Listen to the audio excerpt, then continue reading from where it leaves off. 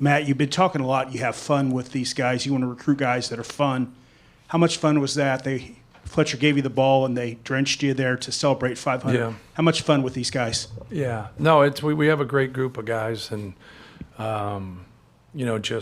trying to go from one game to the other, I think is really hard after you have such an emotional big win on the road like we had. And so to see these guys, come out and compete again and move to the next game. But yeah, our staff has done a good job of, recruiting and getting guys that fit at Purdue, and it makes it enjoyable. There's no way around it. Winning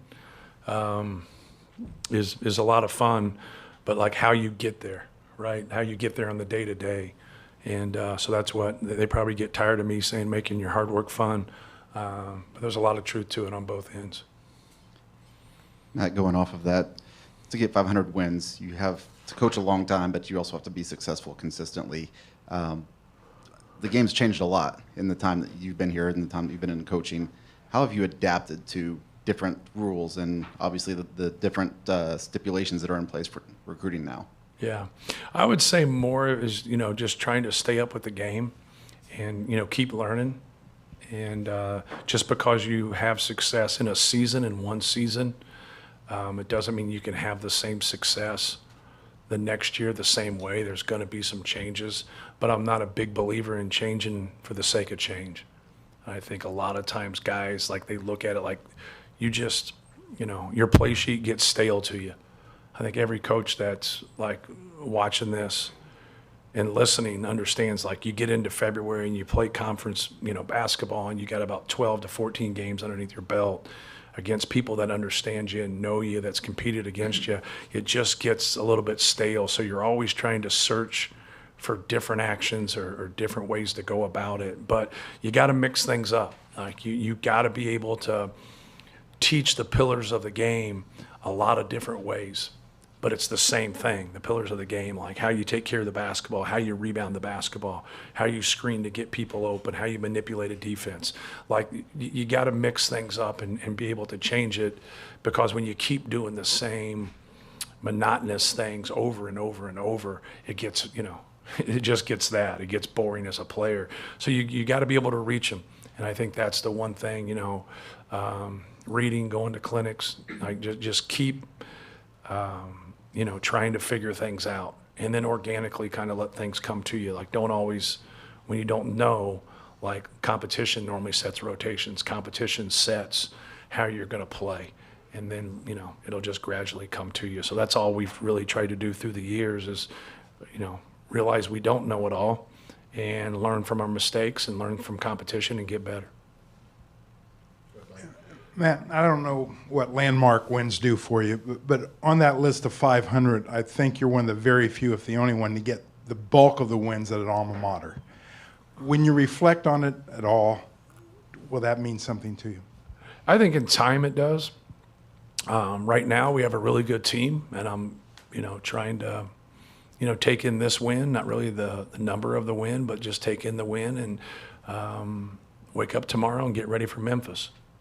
I think that's where you kind of stand when you're involved in it. I would think it's a big deal if it wasn't me, but it is me, so I don't think it's a big deal. I'm yet to see, a really good coach with bad players. It's a player's game. Get the right players that fit together, get them on the bus, get them on time, tell them the truth, and then have a lot of fun with it. And so, like, we're not drafting them. Like, a lot of people look at you like, why'd you do this? Why'd you do that? We're not drafting people. Like, we're recruiting them. They're going to say no to us at times. But how you navigate after people tell you no, like that can really help or hurt your team. But sometimes you're up against it, especially with size. That's why we try to get out in front of a lot of things in recruiting, to really help us. But it's still a difficult task to put a team together at times. I think it's even more difficult in today's game. But just try to learn from it and not be stubborn and do what's best for Purdue. Matt, it was easy to see how Thursday's game was sort of an NCAA tournament kind of preparation with talent game. How does tonight fit some of those same, veteran coach, talented scoring team? Did it check some of those same boxes? Yes, without question. Athleticism, great coach, quickness, shot makers. They didn't have quite the size that we had. They're not playing in their venue. We're playing in our venue. So that's not, going to relate to an NCAA tournament team, but the quality of team there is really good. They have to be one of the top 3 or 4 mid-major teams in the country. Like they had us on the run there in the first half. But they're good. That's why we played Toledo last year. They're good. Todd's great. We're playing Kent State. Rob's great. And then obviously, John Gross is, one of the best coaches. But yeah, it's similar. Like you kind of look who we're getting ready to play and who we just played in these last couple games. Like that's what you want. But you also got to understand you can get beat too. Like and that's what you get beat in a game like this. People will say like, hey, like shouldn't have scheduled them. Like I kind of look at it differently. You should schedule them, and you got to be able to take that loss and learn from it. But I thought our guys responded tonight. I thought they did some really good things, and we just have to keep getting better. So you kind of took control there at the end of the first half. What did it say about your team's kind of professionalism and maturity and whatnot to come out the way they did in the second half? I don't think Akron got a rebound for like 8 minutes. It's 10 minutes. But no, like those guys that was impressive to watch. Those 2 guys rebound in that stretch. To see TK and Oscar, we gave Oscar a couple blows right there quick and got him back in there. He was so productive.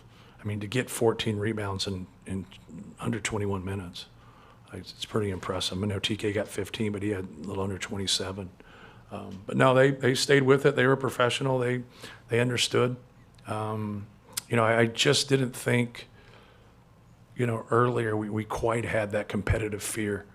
And you always got to have that competitive fear. People kind of look at that as a weakness. It's not a weakness. It's actually a sign of intelligence to be able to respect your opponent and know that they can come in here and beat you. These guys realize that we could get beat tonight, and that helps you. That doesn't hurt you. Omer tonight looked like most comfortable he's looked so far in his short career here at Purdue. How important is it to have him in on those minutes without Braden, where there's no offensive drop off without Braden on the Right. floor? Yeah, he's good. Omer's a big time player, and now just kind of morphing into a different role that you're not used to. It's hard to come in and just be aggressive right away when you sub in, but he's starting to pick that up. Like I thought that pass he made at the end right there. He's trying to be unselfish. He should take that shot. If they're going to give you a shot that you're going to make 60% of the time, take it. And I thought just across the board, you look, he scored, he passed, he did a lot of things for us. But to give us that relief and not hold our breath while Braden's out, is key. But I like them together. I think, you put those 2 guys together and you got guys like Fletch and TK and you got the short roll, you got the lob threat, you got a moose like Oscar down there. That's a really, really good balance of guys right there. He really complements, our main dudes. When you emphasize rebounding in the offseason to bring some pieces in, but did you envision performances like these last 2 games on the boards, and how do you, whether it's maintain or get better, how do you move it forward? Well, TK said, TK averaged 6 rebounds last year, so he got about a rebound every 5 minutes, and he said he'd be a better rebounder, but he didn't have to wrestle with those big dudes that are 5s. So, and here we are, right? So, and he was right. Like something you'd be amazed at how many times as a head coach you get lied to. Like players will tell you, like, oh no, the ball hit me and this happened, and you'll go and argue to the ref, then you'll watch the film, and they're 100% wrong, right? So like players will say if this happens or whatever, like, but he said it and he's doing it. And so, like, his ability to get on the offensive glass, but also get us defensive rebounds, it's huge. To have 2 guys like that, is huge. Now we have to, have some consistency there across the board. Hey, Matt, you have a veteran team, but you've got a couple new guys, Omer and Oscar, that are fitting in and playing significant roles. How does that translate to the team this year with those guys filling those roles on a really, basically a veteran team? Yeah, well, Oscar's getting his opportunities offensively off the glass more than anything. Like he'll get some post-ups here and there. He'll get some dump downs, but he's been great. He's been great. He didn't get here till the end. And Omer didn't get here to the end of the summer also. So, like, they weren't practicing with our guys for 8 weeks in the summer. They got a couple weeks, and then they were here just doing individual workouts before school started. So it's taken a little bit of time to ramp up. And then, like, Omer played in multiple leagues last year, played for his country in multiple games. And so, like, his end of the season was the summer, to where our end of the season was the end of March. And so then we took our time off, and then when he came here, we're picking it up. So he needed some time off at that time also. But they've been great. They both really complimented and really done more than complimented. Like, they've stepped up and played well in big games. Are you getting a better average minute right now from Braden and Trey because they don't have to play every minute, because Trey doesn't have to worry about fouls, and because those two guys don't have to dominate every offensive possession? Yeah, I hope so. You know, sometimes that's hard to quantify. But yeah, you know, I think that you're getting more efficient play. You know, you hope from just those guys being a little bit more fresh and being able to sub in and out of the game. But we'll see. Like you saw in the second half of the Oakland game, like, I didn't take Braden out.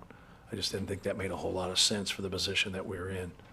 And I think we're gonna have games like that. I don't think there's, you know, we're not gonna just, like, go away from that and then we're gonna sub the same, you know, way the whole time, even though you can see a pattern. You like to get to a pattern of some degree so they get more comfortable, you know. And sometimes it's, in the past, it almost felt like I was trying to be more comfortable subconsciously. And it's about them and how they play and who's in the game at the same time. So there's a lot of things that go into it. Like, you can just pull a variable out and say this is the reason, but there's a lot of variables that go into why somebody's efficient or why somebody's, you know, is ultimately successful at a certain time. Do you have a status update on Liam and what happened to him? He's getting an MRI tomorrow. I hurt his shoulder.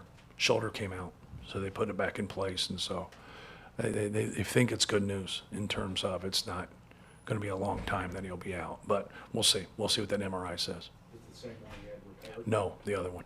It's his right one. Thank you. Thank you.